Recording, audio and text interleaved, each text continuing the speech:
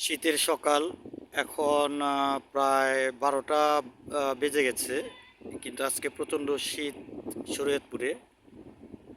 এটা ঢাকা থেকে শরীয়তপুর আসছে লঞ্চ। এটাই মনে হয় ফার্স্ট ট্রিপ লঞ্চ। কি সুন্দর দৃশ্য! আসলে প্রাকৃতিক দৃশ্যগুলো খুবই সুন্দর লাগে এবং মনোমুগ্ধকর মনে হয়।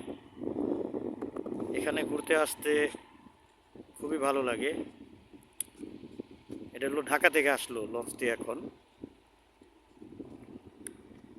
এটা সম্ভবত ঢাকা থেকে ৮টা বাজে ছাড়ছে। লঞ্চটার নাম হলো সুরেশ্বর ১। এটা এখন নুরিয়া ঘাটে যাবে।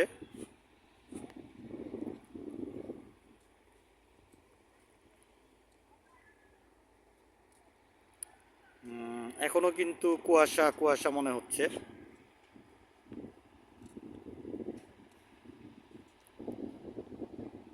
কুয়াশার চাদরে ঢেকে গেছে।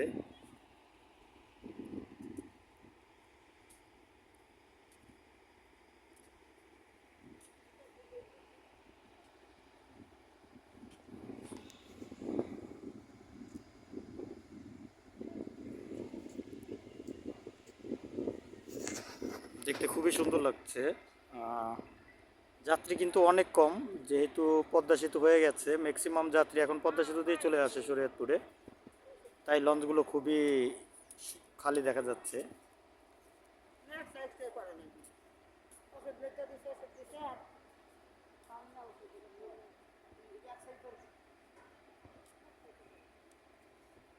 সুরেশ্বর ১, যাত্রী নেই বললেই চলে।